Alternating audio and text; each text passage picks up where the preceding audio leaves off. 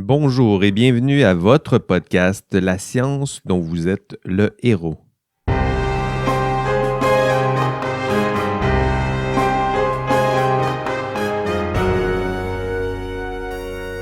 Bonjour et bienvenue au podcast La science dont vous êtes le héros. Je me présente Jean-François Sénéchal. Je suis prof et chargé d'enseignement ici à l'Université Laval. Nous sommes au Québec, à Québec. Bienvenue à votre podcast sur la science, la recherche en sciences et ces héros ordinaires de quotidien qui défendent courageusement les idéaux de la recherche académique, notamment dans nos institutions académiques et universitaires. Aujourd'hui, dans nos studios, ou pas du tout dans nos studios, plutôt par Zoom, pandémie oblige, nous accueillons un vulgarisateur et communicateur exceptionnel, un homme engagé, curieux, courageux, qui défend sur toutes les tribunes maintenant ses valeurs, ses idéaux. Il sera panéliste le 12 mai prochain à notre semaine sur la conduite responsable en recherche. Il s'appelle Olivier Bernard, ou si vous préférez, le pharmacien est aujourd'hui avec nous. Bonjour Olivier, comment ça va? Ben, ça va super bien, toi? Bien, merci. Merci d'avoir accepté notre invitation, vraiment honoré. Ben, pareillement, je suis super content. En plus, le sujet m'interpellait et j'ai pas souvent l'occasion de discuter de ça. Donc, non, c'est un honneur. Merci. Ah non, c'est vraiment un honneur de t'avoir cette année. Là, on cherchait comment donner un petit peu là, de popularité, je dirais, à notre événement. C'est toujours des sujets pointus. On s'est dit, on va aller chercher des personnes qui, dans le public, là, affirment nos valeurs, nos idéaux, en parlent de la science, de son importance. Donc, pour ceux et celles qui ne connaissent pas Olivier Bernard, ça se peut qu'il y ait quelqu'un à quelque part qui ne le connaît pas. Olivier est un vrai pharmacien avec de vraies études en pharmacie, une maîtrise en génie génétique et moléculaire. Il a écrit des livres, il anime à la télévision les aventures du pharmacien.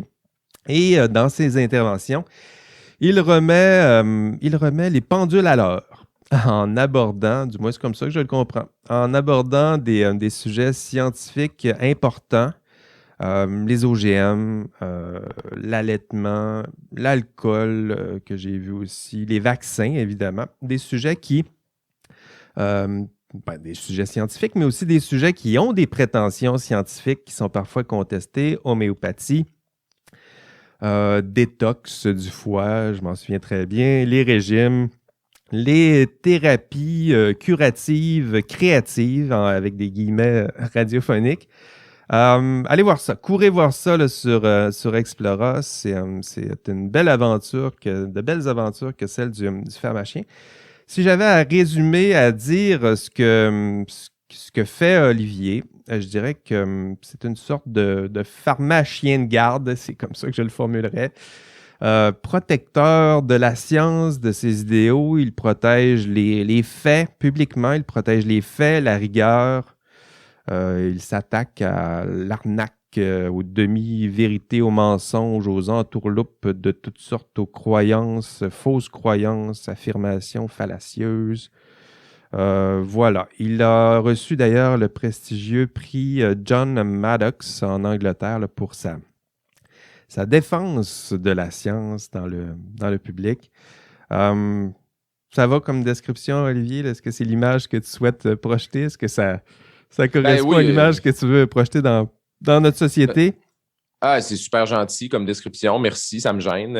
En fait, oui, je pense que moi, le fil conducteur du type de vulgarisation que je fais, je pense que j'ai une fascination pour les mythes, pour les croyances en matière de science, mais de santé, peut-être un peu plus particulièrement. Puis je pense que cette fascination-là, ça m'a juste donné envie d'essayer d'aider les gens à différencier le vrai du faux. Là. C'est le thème commun à tout ce que je fais. Donc, c'est souvent des sujets un peu sensibles, un peu délicats. C'est vrai. Parce qu'il y a des mythes, il y a des controverses associées à ces sujets-là, des controverses réelles ou apparentes. C'est vrai. Et moi, j'aime ça creuser là-dedans. Là. C'est ça qui me passionne. Ben justement, c'est ce que je veux aborder avec toi, c'est ce qui te passionne, mais aussi c'est l'importance, je dirais, de la science dans ton travail. Tu le dis, là, tu plonges souvent dans des controverses populaires avec un certain enthousiasme, je dirais, mais également dans des controverses scientifiques, là, tu plonges dans des eaux où le consensus scientifique n'est pas toujours très stable, hein, je dirais ça comme ça. C'est quoi le rôle de la science dans ce que tu fais? À quel point, Olivier, as-tu besoin de faits scientifiques dans ce que tu fais? À quel point as-tu besoin d'études scientifiques qui seraient fiables et crédibles, Olivier? Ah, mon Dieu, on en a besoin. Pour moi, pour moi, c'est la chose la plus importante. Puis, tu sais, en fait, mon approche, l'approche que j'ai dans ce que je fais, c'est une approche de scepticisme scientifique. Donc, c'est mon approche qu'on pourrait dire Méthodologique. qu'on pourrait dire épistémologique, Oui, c'est vrai. même, tu sais, pour utiliser un mot un peu galvaudé, là, mais Oui, très en populaire fait, ici en philo, là, je dirais. ouais, c'est ça, exact. C'est un mot qui se casse bien dans les conversations, mais je le redis souvent parce que le scepticisme scientifique, essentiellement, c'est de faire un examen systématique et rigoureux des affirmations. Et moi, je trouve qu'on a besoin de ça, particulièrement dans le domaine de la santé. Puis, moi, je pense que le fait que je sois pharmacien a beaucoup joué là-dedans parce que j'ai été formé dans le domaine de la santé. Puis, on est des scientifiques à la base, là, en théorie, mais je trouvais que des fois, la science manquait un petit peu. C'est-à-dire qu'on fait beaucoup de choses sans nécessairement avoir réfléchi ou vérifié à certains concepts qui sont plus de la science fondamentale. Puis moi, c'est vraiment dans mes études graduées où j'ai vu un peu cette espèce de dichotomie-là. Là, disons, on fait certaines choses en même temps. Est-ce qu'on applique toujours la démarche scientifique, le raisonnement scientifique? Je me suis retrouvé dans beaucoup de situations où j'avais cette espèce de débat-là intérieur comme pharmacien. Et Intéressant.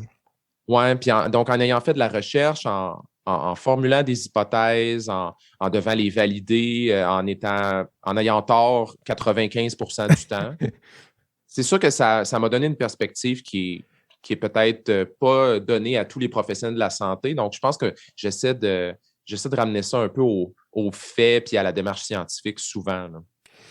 Intéressant.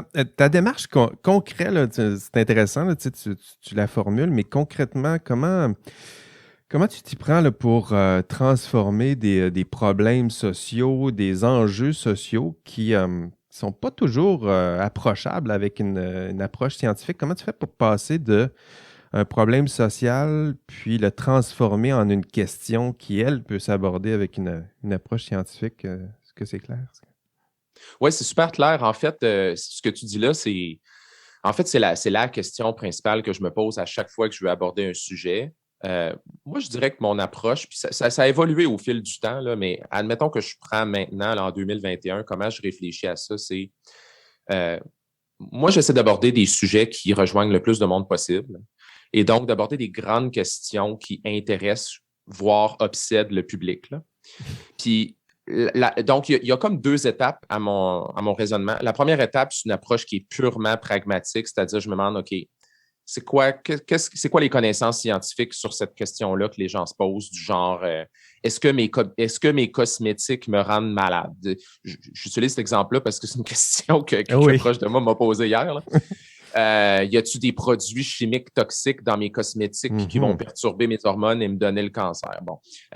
Donc, OK, la première étape, c'est quoi les connaissances scientifiques? Donc, c'est quoi la plausibilité scientifique de ce qui est affirmé? Ensuite, est-ce qu'il y a des données probantes? Est-ce qu'il y a des études? Ça, c'est la première couche de vérification que je fais. OK. Puis ensuite, une fois que j'ai fait ce travail-là, ben, il y a tout un travail que je vais dire d'empathie dans un sens, là. C'est-à-dire qu'une fois qu'on a les connaissances scientifiques, la question qu'il faut se demander, c'est qu'est-ce que la personne veut vraiment savoir en dessous de ça? Qu'est-ce qui l'inquiète? Qu'est-ce qui pourrait avoir un impact positif sur son comportement? Puis Ouais. de quelle façon je devrais lui partager cette information-là? C'est probablement pour ça que le type de vulgarisation que je fais, il y a souvent de l'humour là-dedans, c'est C'est souvent vrai. assez léger. Tu sais, je fais des cartoons. Tu sais, c'est pas un hasard, là, c'est que, tu sais, je veux dire, je veux essayer de rendre l'information la plus digeste puis la plus acceptable possible. Sensible aussi. C'est pas juste, je vais te donner un cours de science, puis c'est ça qui est ça, puis on va arrêter d'en parler. Non, il y a des explications scientifiques, mais je comprends bien vos inquiétudes, d'essayer d'être souple aussi, pas juste un esprit rigoureux, le cassant, là, mais aussi avec une certaine ouverture. Là. Oui, puis c'est pas parce que c'est la seule méthode ou la bonne méthode, parce qu'on s'entend, oui. là, moi, je consomme énormément de vulgarisation scientifique. Je suis le premier consommateur de vulgarisation scientifique. J'en consomme à la tonne. Je lis des tonnes de livres de vulgarisation scientifique, j'en lis sur le web. Moi, je vais lire un livre de 400 pages sur un sujet qui me passionne, mais je suis tout à fait conscient que c'est pas tout le monde qui va le faire. C'est pas tout le monde qui a le même background que moi. Fait que moi, je pense que j'essaie de m'adresser à la masse. Tu sais, moi, je m'adresse à la personne qui a peu ou pas de connaissances et qui a peut-être pas peu ou pas d'intérêt même, tu sais. Ben oui. Je vais aller chercher la personne qui est difficile à rejoindre. Donc, c'est sûr que mon approche ne sera pas la même que d'aller parler à des personnes qui sont à l'université, là, tu sais, je veux dire, je pense que toutes les formes de vulgarisation sont valides en fonction de quel public on veut rejoindre. Tout à fait, mais quand tu sautes justement dans le grand public, il y a des risques qui sont associés à ça. Quand tu fais ta démarche, puis tu te mets à collecter des informations, des études, à partir de quand tu te dis j'en ai assez, c'est suffisamment solide, j'en ai assez pour me baquer, je suis prêt, go, je suis prêt à me lancer. À partir de quand tu te dis c'est assez, là? Oh, ça, il n'y a pas de réponse claire à ça. Je dirais que c'est une question qui m'obsède plus c'est controversé, j'imagine, plus tu veux être sûr d'avoir les certitudes nécessaires pour te lancer dans le débat, là. Bien, ça dépend, hein, parce que la plupart des sujets auxquels je m'intéresse, c'est des sujets où il n'y a pas réellement de controverse scientifique, où il y en a pas tant que ça, ou du moins, il y en a moins que ce que les gens pensent. C'est vrai. Donc, il va souvent y avoir une controverse populaire. Mais pas scientifique, c'est vrai. Pas nécessairement. Donc, dans certains cas, c'est très facile. Donc, dans certains cas, c'est très, très, très facile d'aller chercher l'information scientifique. Exemple, quand on parle de vaccination, il y a très peu de controverses scientifiques, mais il y a des immenses controverses populaires. À l'inverse, il y a d'autres sujets, puis ça, en fait, j'en fais de plus en plus des sujets comme ça, des sujets où il y a une réelle controverse scientifique, puis il y a peut-être ou peut-être pas une controverse populaire. Je vais juste donner un exemple super simple. Là, dans ma saison actuelle des aventures du pharmacien, je fais un épisode sur le syndrome de fatigue chronique. De fatigue chronique? Oui, le syndrome de la fatigue chronique. OK, oui. Donc, c'est un syndrome où des gens vivent une fatigue débilitante là, qui va être persistante pendant des années, ils ne peuvent plus travailler, puis tout ça. Puis ça, il y a à la fois des controverses populaires et aussi des immenses controverses scientifiques. Et maintenant, aujourd'hui, je dirais que c'est ça les sujets qui m'intéressent le plus. Autant avant, j'aimais ça faire de la détox, puis de l'homéopathie, puis de la vaccination, puis je vais toujours être heureux d'en parler, c'est mes sujets fétiches. Mais maintenant, de traiter des vraies controverses scientifiques et ensuite de revenir vers le public et de dire, OK, comment est-ce que vous allez gérer ça maintenant? Parce que si les scientifiques ne s'entendent même pas entre eux sur ce sujet-là, là, comment est-ce que vous pouvez vous faire une idée là-dessus? On dirait que moi, ce challenge-là, là, maintenant, ça m'excite de plus en plus. C'est vrai que c'est stimulant de voir des chercheurs, juste le processus de révision par les pairs, on le voit là, à quel prix ça se paye, le consensus. Là, c'est des échanges parfois musclés entre chercheurs qui doutent, qui contestent, qui pas s'insultent, là, mais des fois, disons, le réviseur 3, on le trouve pas drôle du tout, puis c'est comme ça que se dessine tranquillement le consensus. C'est pas, oui, très chers collègues, on s'entend, on s'en va dans la même direction. Parfois, c'est des luttes, c'est de la rigueur, là, c'est de la science, il y a une partie de la raison qui est impliquée, là, évidemment, là, mais ce sont quand même des joutes humaines où on tente de se convaincre avec les meilleurs arguments possibles. Oui, puis ça, c'est quelque chose que, à mon avis, la majorité des gens ne savent pas ça. Les gens ne savent pas à quel point les scientifiques, ça se chicane. C'est ça. Puis je comprends d'où ça vient, c'est que quand l'information arrive au public, souvent, ça a l'air d'une information très nette, très claire. Froide, et là, les gens... c'est vrai. Ben, c'est un peu pour ça aussi, je pense qu'il y a une certaine perception chez des gens que la science, que les scientifiques sont un peu dogmatiques, hein, qui arrivent avec des réponses toutes faites, prédigérées, puis tout le monde dit la même affaire, puis on est un peu des pantins qui répètent tous la même chose. Sauf que moi, ce que je trouve intéressant, c'est d'expliquer aux gens à quel point est-ce que dans les 10, 15, 20 ans qui ont précédé, c'était des débats parfois violents, tu sais, entre les scientifiques houleux, là, pour en arriver à pour en arriver à cette réponse-là. Oui, Puis, c'est vrai. tu vas comprendre ça, toi, parce que tu as œuvré dans ce domaine-là. Moi aussi, j'ai été dans le domaine de la recherche. C'est intense, là. Je veux dire, il y a de la compétition dans le domaine de la recherche. Oui.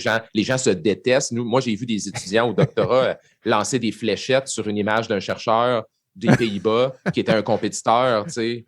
Les gens ne savent pas ça. Là. Moi, j'aime ça le dire. J'aime ça en parler de ça parce que c'est une réalité. Ah oui, c'est un jour, tu veux lire le récit de Watson et Crick là, qui ont découvert la structure de la double hélice, là, le mal que Watson dit à propos de, comment il s'appelait, Linus Pauling à l'époque. Le mal qu'il dit de lui, là, c'est épouvantable. D'abord, Watson a 20 ans, là, puis justement, il était à la fleur de l'âge, mais les joutes internes où on tente eux, c'est ce qu'ils tentaient de faire, là, arriver à une structure qui, elle, pouvait expliquer le plus possible la génétique, mais la tension entre les deux, là, elle est visible, elle est palpable.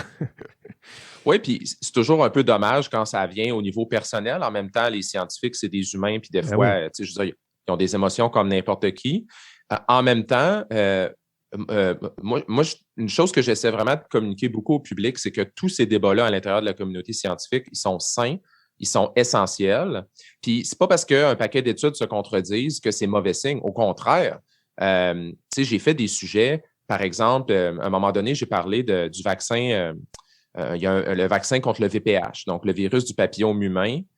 Combien de fois est-ce que les données ont été critiquées, analysées, réanalysées?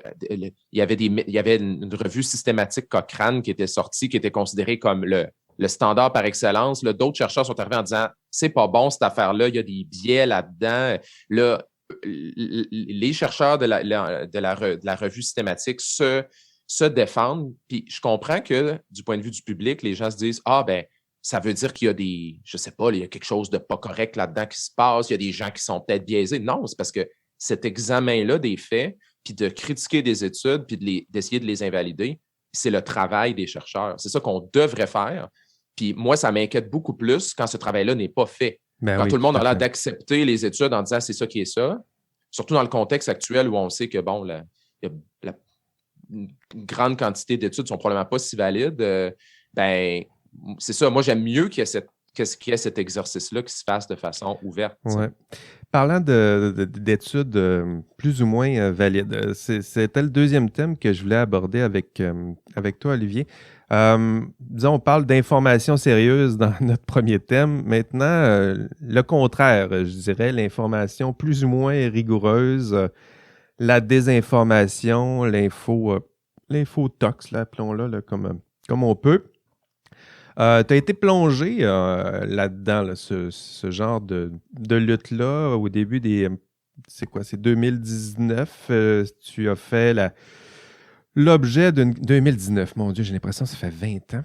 Tu as fait l'objet d'une campagne de dénonciation de la part d'un groupe qui prétendait que l'injection intraveineuse de vitamine C pouvait contribuer à la guérison du cancer. Et ben, tu as fait ce que tu fais. Tu as fait tes recherches, puis tu es allé consulter la science. Puis devant l'absence de preuves scientifiques, ben, tu t'es contesté. Tu as dit que ben, il n'y en avait pas d'études à l'effet. Puis tu as été l'objet d'attaques virulentes. C'est peu dire, raconte-nous un peu à quoi ça ressemblait, Olivier. Oui, ben, en fait, pour faire un petit résumé, dans le fond, si on se ramène à 2018, il y avait une pétition qui avait commencé à circuler qui demandait au gouvernement d'approuver les injections de vitamine C pour soulager les symptômes associés à la chimiothérapie qui est donnée pour le cancer. Donc, cette pétition-là, à l'intérieur d'un an, là, il y en a eu trois versions, a recueilli pas loin de, je pense, 120 000 signatures. C'est pas rien là, au Québec, beaucoup, là, on s'entend. C'est immense. Là. Donc, moi, en 2018, quand j'ai vu que cette pétition-là gagnait en popularité, j'ai écrit un article sur mon site web au mois de mai, je pense, je me souviens bien. Puis j'ai tout simplement, j'ai fait l'exercice d'aller voir, coudonc, y a-t-il un appui scientifique à ça? T'sais? Et la réponse, c'était essentiellement non. Il n'y a pas d'appui scientifique solide au niveau des données probantes, comme quoi que les injections de vitamine C peuvent diminuer les symptômes reliés à la chimiothérapie. Bon, essentiellement, c'était ça la raison. C'était quand même complexe à expliquer. C'était beaucoup des questions de méthodologie dans les études, l'absence de groupes de contrôle, de placebo, des choses comme ça. Tu sais. Donc, essentiellement, c'est ce que j'ai dit. Donc, moi, j'avais l'impression d'avoir fait un examen c'est quand même assez neutre de la question. Mais instantanément, tu te mets ces 100 000 personnes-là à dos, là, c'est sûr. Là. Oui, c'est ça, exactement. Puis, tu sais, je m'attendais à ce qu'il y ait beaucoup de gens pas contents. Tu sais, ça, je m'y attendais. Puis, je pense que c'est tout à fait légitime aussi. Dans un sens, tu sais, les gens ne sont pas obligés d'être contents de ce que j'ai à leur dire. Donc, moi, je m'y attendais à ça. Là où c'est devenu peut-être plus un problème, là, c'était au début 2019. Moi, j'ai fait des suivis sur cette histoire-là. Éventuellement, à chaque mois, je rajoutais de l'information parce que là, les gens qui tenaient la pétition, ils ajoutaient des études, ils disaient ouais.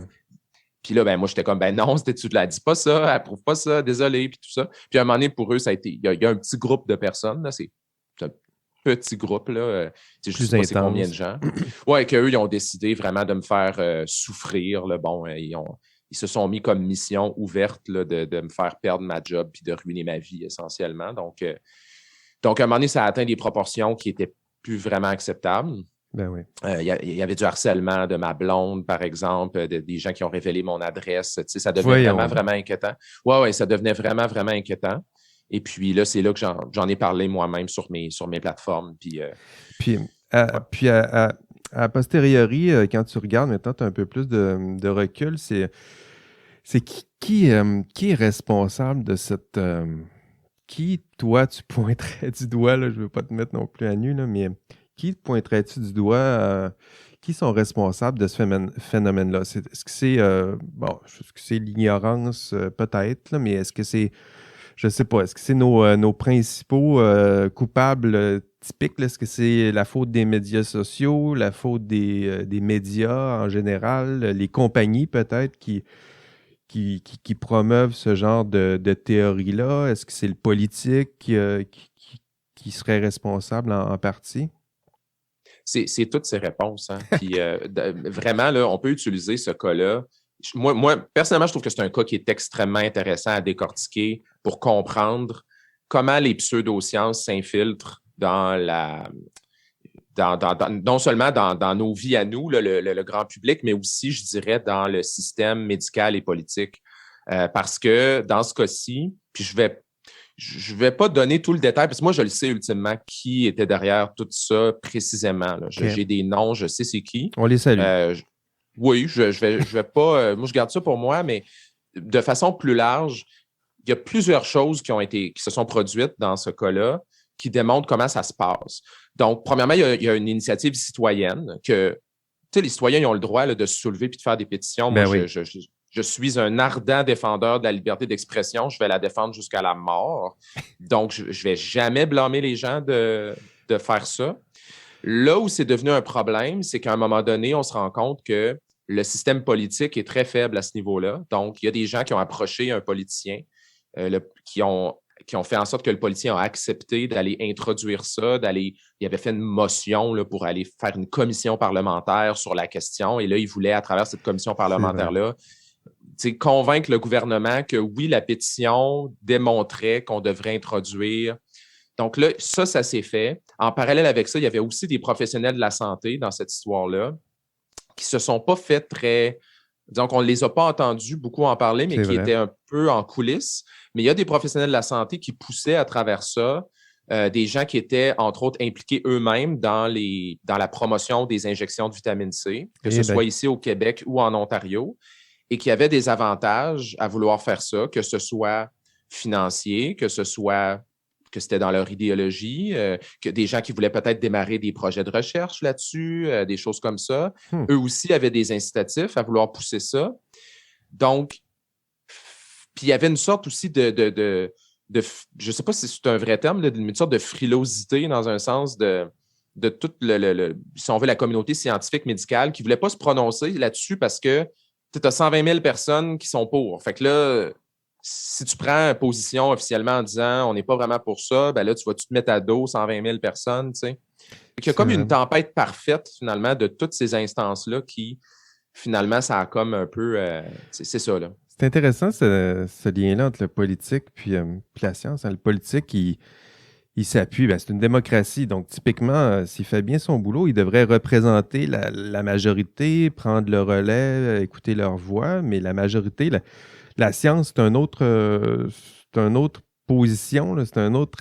C'est ça. Là, la science, elle, c'est plutôt le poids du nombre. Je veux dire, ça prend juste quelqu'un, une personne qui a raison ou quelques chercheurs qui démontrent des faits. On a beau être 100 000 à penser le contraire. Les faits, absolument, s'en soucient peu là, du poids du nombre comme ça. Écoute, à l'époque, si je me souviens bien, il y avait Rémi Quirion, notre scientifique en chef d'ailleurs, qui va être là aussi pendant notre semaine sur la conduite responsable. Qui est intervenu. Je pense que tu as eu aussi l'appui de ton ordre professionnel, probablement d'autres institutions, organisations. Est-ce que ça a été difficile pour toi, par exemple, Rémi Quirion? Pourquoi penses-tu qu'il t'a donné son appui comme ça publiquement? Ben, je le sais pas. En fait, il faudrait lui demander, mais je peux faire des hypothèses. C'est sûr que moi, quand j'ai publié sur mes réseaux sociaux que je vivais ça depuis plusieurs mois, là, parce que quand on s'entend, là, quand j'ai fait ma sortie publique, entre guillemets, en disant que j'étais la victime d'une campagne de cyber-intimidation, ça faisait des mois que des gens étaient sur mon dos, puis qui avaient du harcèlement de mes proches, des choses comme ça. Quelqu'un qui avait même fait des menaces envers mon chien, tu sais. Eh bien. Ouais, tu sais, fait après des mois de vivre ça, à un moment donné, c'est comme si là, puis là, à un moment donné, il y a eu un déclencheur où des gens ont écrit à Radio-Canada en leur demandant de me faire perdre ma job puis tout ça. Puis, tu sais, à un moment donné, il y a eu un moment où j'ai dit, je suis plus capable de gérer ça. Ben, avec je suis plus raison. capable. Ouais. Puis j'ai dit, ce que je disais dans mon statut, c'est je suis plus capable. Donc, je vais plus parler de ce sujet-là. J'ai fait ma part. Puis là, s'il y a des gens en ce moment qui jugent que ce sujet-là, il est important, puis qu'il se passe quelque chose en ce moment de peut-être important, puis qu'il faudrait en parler, ben je vous passe le flambeau, puis faites votre travail parce que moi, j'ai besoin d'un break. J'ai déjà donné, là. Ouais, exact. C'est ça que j'ai dit dans mon statut. C'est vrai. Et c'est vraiment à ce moment-là que j'ai eu l'appui de, justement, il y a eu Rémi Quirion qui est sorti, il y a eu aussi l'Association des communicateurs scientifiques du Québec, il y a eu aussi, justement, mon ordre professionnel, il y a eu l'Association des hémato-oncologues. C'est comme si, là, à un moment donné, ça a comme galvanisé là, un certain groupe de personnes. C'était trop, là, puis là, ça a pris justement l'intervention de ces autorités-là pour dire ça va faire, là. Oui, puis il faut comprendre aussi dans quel contexte c'est arrivé. C'est que des scientifiques qui vivent de l'intimidation sur les réseaux sociaux pour avoir partagé des faits, c'est quelque chose de quand même assez répandu, mais dont les scientifiques ne parlent pas en général parce qu'ils ont l'impression que, je ne sais pas, ils se disent, ben là, je ne vais pas me plaindre ou je vais vivre ça en silence ou si ils ont peur des fois que d'en parler, ça pourrait leur nuire professionnellement ou des choses comme ça. Donc, je pense que là, à un moment donné, ça a comme électrisé une sorte de communauté qui était on ne peut pas laisser passer ça. Puis je pense que c'était plus que juste moi. Là. Tu sais, je pense qu'il y a des gens comme Rémi qui ont senti que des cas comme ça, il faut pas laisser passer ça. Parce que ça va être une affaire, mais après, ça va en être une autre, puis ça va dégénérer. Oui, c'est vrai. Puis ça peut laisser des traces aussi à long terme là, si personne n'ose contester ce genre d'études pseudo-scientifiques comme ça. Il y avait un autre cas connu, un cas que vous avez...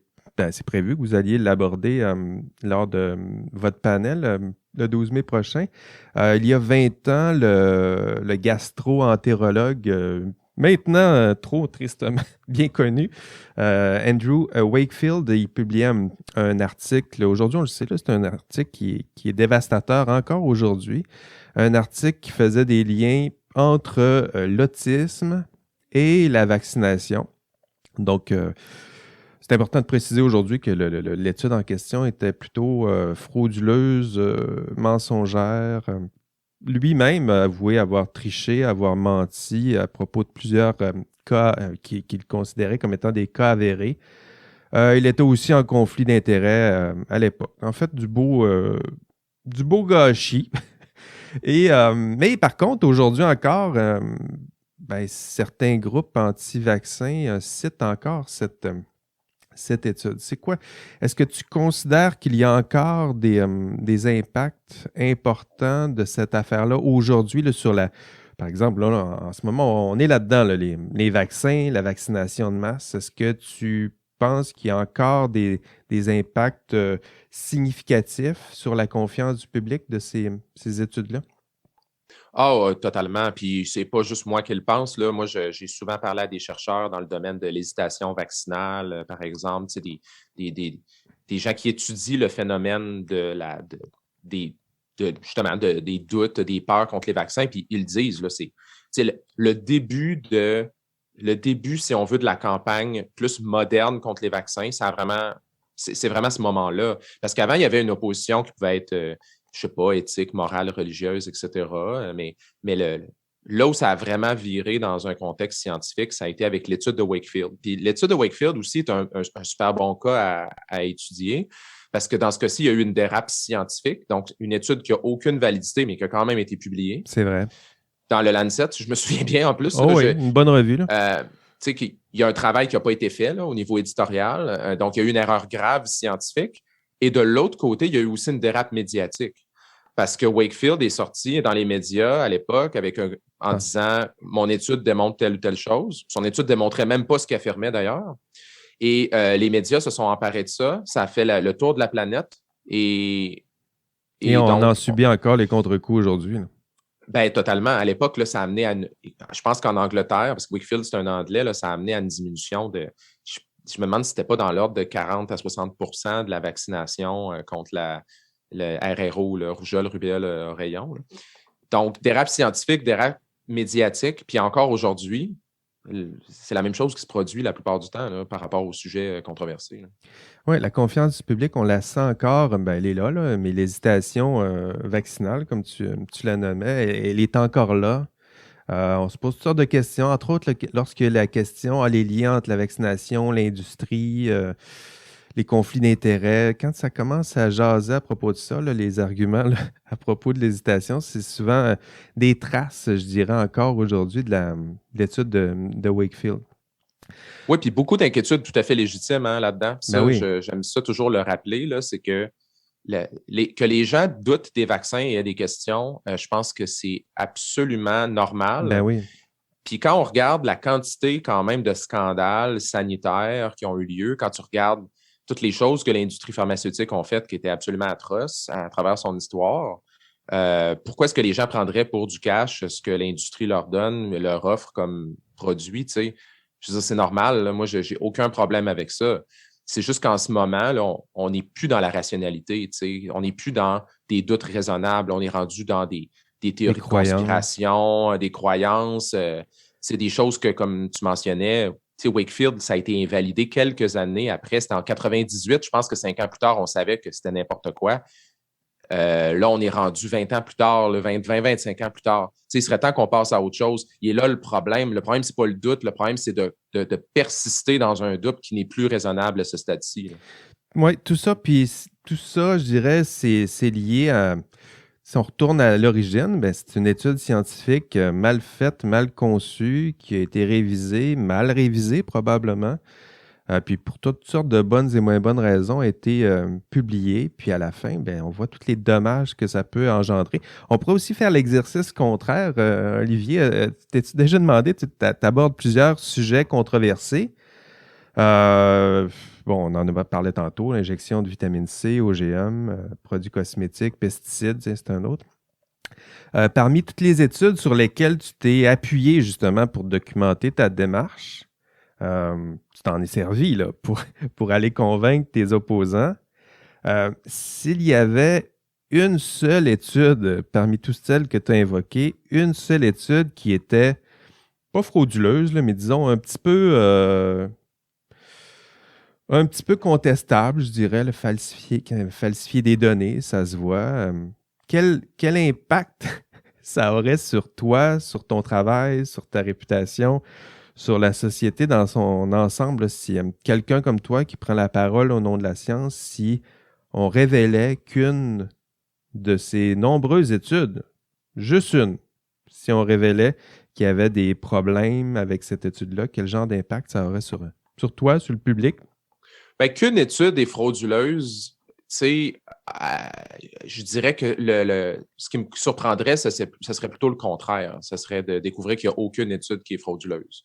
Je veux dire, des études frauduleuses, on le sait qu'il y en a. Des études mal faites, on sait qu'il y en a. Ça, c'est un acquis, là.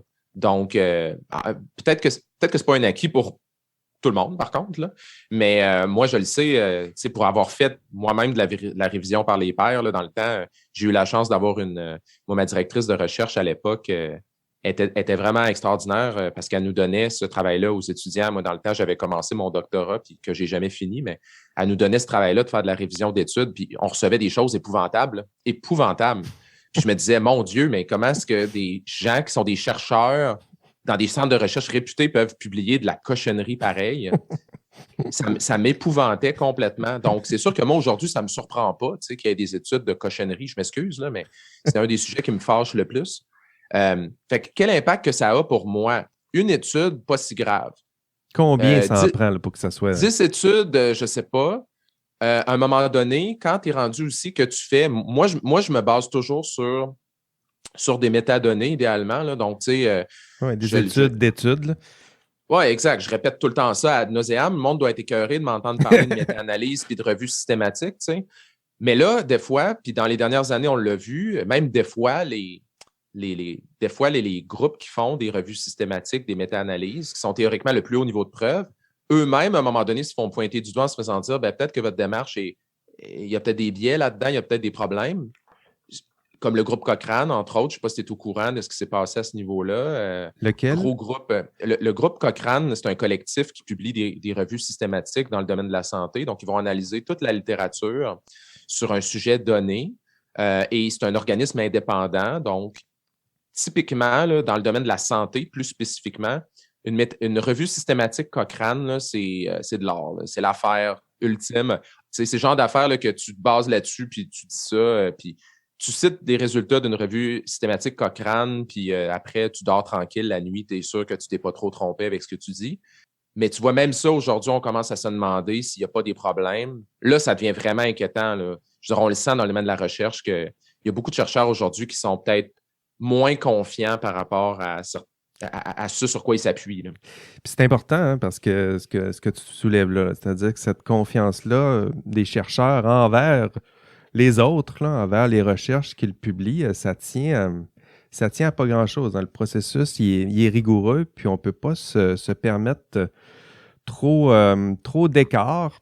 Mais pourtant, tu le mentionnes, tu connais bien la recherche. Donc, tu as vu un peu à quoi ça ressemble. Tu sais d'ailleurs voir la différence entre la science telle qu'on se la représente à la télévision avec...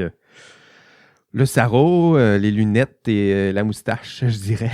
Puis la recherche, là, la vraie, donc pas de sarrau nécessairement, avec sa propre dynamique, avec ses propres règles et ses propres, je dirais, joutes humaines. C'est justement un de nos sujets préférés là, lorsqu'on parle de la conduite responsable en recherche. Les chercheurs sont des humains, donc ils ont... lorsqu'ils rentrent au laboratoire, disons, pour prendre ce stéréotype-là, ils rentrent aussi avec leurs failles, leurs fragilités, leurs biais psychosociaux, leurs préconceptions, leurs préjugés même. Donc, ils sont... En plus, on ajoute à ça, ils sont soumis à toutes sortes de pressions qui sont liées à l'exercice du travail. Donc, la pression de publier, celle-là qui est très connu, publish or perish, la pression d'agrégation des professeurs. Donc, vite devenir prof, publier pour devenir prof. Ils sont parfois pris avec plusieurs chapeaux.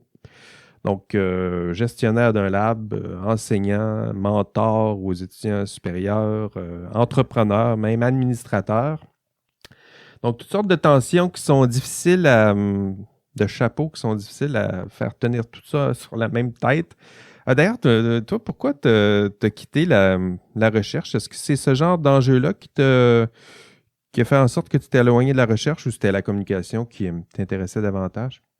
Ah, c'est vraiment pas parce que non, c'était pas j'avais pas je ne voyais pas de problème avec la recherche en tant que telle. Au contraire, moi, je pense que mes années en recherche, ça a été probablement ce que j'ai fait de plus important là, dans ma vie en termes professionnels. Là. Je pense que je suis parti de la recherche parce que il me manquait vraiment il me manquait l'aspect communication, mais je ne le savais pas à l'époque. J'ai atteint un stade, un moment où je me disais, je ne serai pas chercheur. Donc, c'est-tu pertinent pour moi de finir mon doc? J'ai déjà acquis, j'avais passé comme 4 ans et demi dans un lab à ce stade-là, parce que j'ai commencé quand j'étais au bac, puis je me suis dit à un moment donné, si je ne suis pas pour être chercheur, je ne suis pas mieux de peut-être aller voir autre chose. Puis là, je suis allé dans l'industrie pharmaceutique, puis je dirais que là, ça, c'est l'endroit où finalement j'ai compris comment.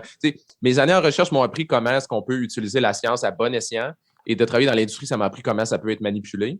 Donc, après avoir acquis tout ce bagage-là, c'est comme si j'avais un peu. On dirait qu'après avoir toutes ces années-là, après, je me suis dit, OK, là, j'ai comme une bonne idée de comment bien faire et comment mal faire. Puis on dirait que c'est ça qui m'a amené naturellement à faire de la vulgarisation dans un sens. T'sais. Mais ça t'a permis en même temps de bien connaître la réalité.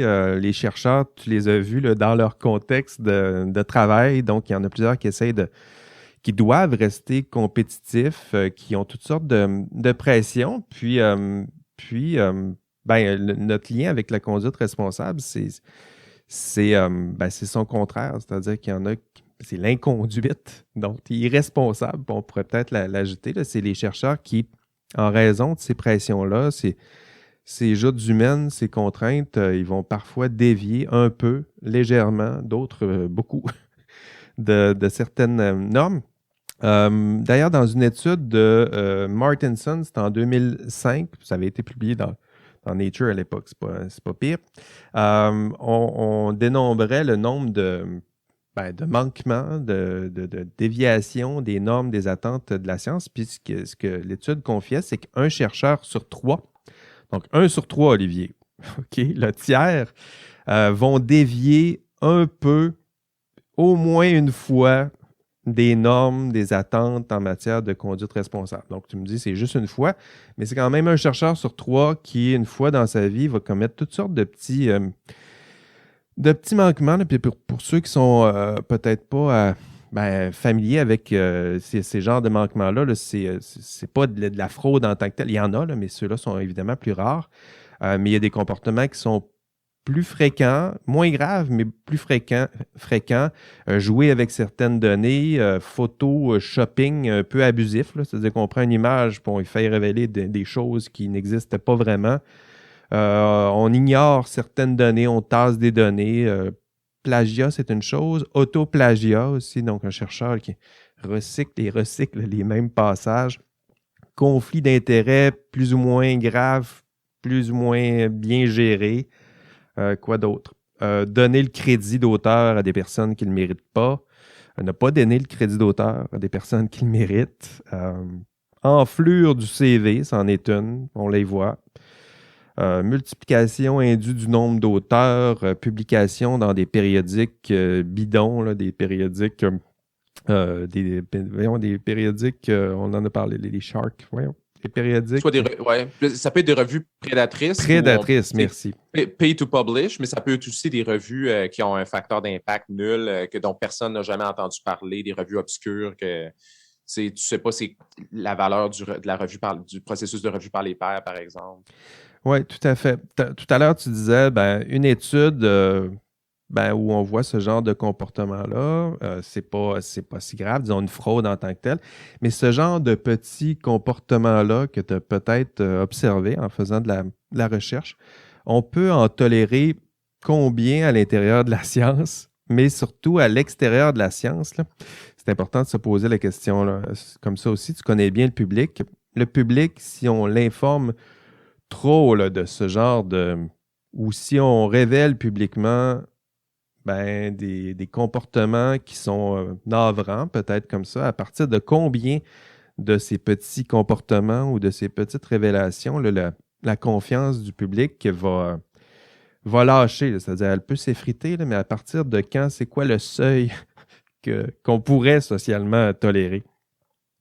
Oui, moi, mon point de vue là-dessus, c'est que sais, c'est comme, en fait, ça me fait rire parce que souvent, j'ai l'impression que dans le domaine de la science, de la santé, on a peur de partager aux gens certains problèmes parce qu'on se dit les gens vont perdre confiance. Mais les gens sont déjà au courant de ces problèmes-là. Là. Tu sais, je veux dire, promenez-vous sur le web, là, puis allez lire sur un site, peu importe, là, anti-vaccin ou anti-OGM, ou peu importe. Là, puis ils vont juste vous lancer ça au visage là, justement, voici tous les problèmes dans la science. Comme si, tu sais, maintenant, c'est même devenu un trope, là, c'est devenu un argument un peu, un argument un peu là, poubelle, là, du genre, bon, euh, on le sait bien, tu sais, le pharmacien, par exemple, dit que les pesticides, c'est pas un temps dangereux pour notre santé, à nous, les consommateurs. Mais savez-vous tous les problèmes qui existent dans le domaine de la recherche? Ouais, c'est ça. Comme si de dire ça, Ça ça venait pouvait invalider. discréditer la science dans son entièreté. Là. Donc, moi, mon approche, puis j'ai peut-être tort, là, ça, c'est ma façon de voir les choses, mais moi, j'aime mieux être transparent au maximum. Puis j'en parle dans mes conférences que je fais pour le grand public. J'aime ça en parler, j'en parle sur mon site, j'en parle dans mes livres. Je les expose, les problèmes qui existent dans le domaine de la recherche.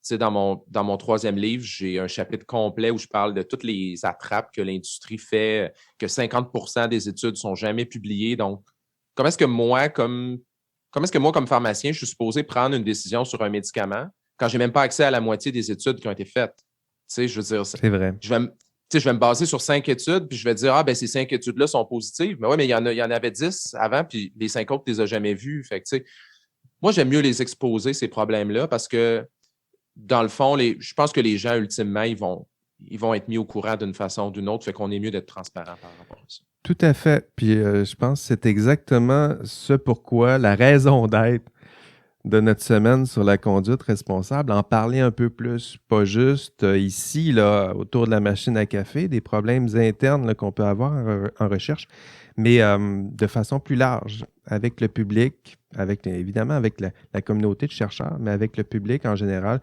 montrer que la science est faite par des humains, il y a des erreurs, mais il y a surtout des gens qui, avec passion, essayent de la chercher, la vérité, avec toute leur travers, leurs failles aussi, là, mais néanmoins, là, c'est ça vers quoi on tente de tendre et ensemble, défendre ce dernier rempart avec Olivier qui le défend bien, cette science dans la société, un peu partout dans le public, dans les réseaux sociaux. Faire ce que nous n'avons pas toujours le courage de faire, du moins dans le grand public. Merci de le faire, Olivier. Olivier sera avec nous le 12 mai prochain. Donc, il sera là de 15h à 16h. Ça va se passer sur Zoom parce que vous savez pourquoi. Ça sera dans un panel intitulé « La kryptonite ». Non, la désinformation kryptonite de la science. Donc, une référence supermanesque. D'ailleurs, Olivier, avec les lunettes, le look Clark Kent, là, c'est naturel, là, avec le sarrau blanc là, comme cap. Et c'est cet amour des humains malgré leurs failles. Le 12 mai, Olivier sera dans un panel. Il sera justement accompagné de Ève Dubé, donc chercheur extraordinaire, comme on dit en anglais, experte mondiale sur justement ce mouvement de résistance, la résistance, l'hésitation plutôt vaccinale.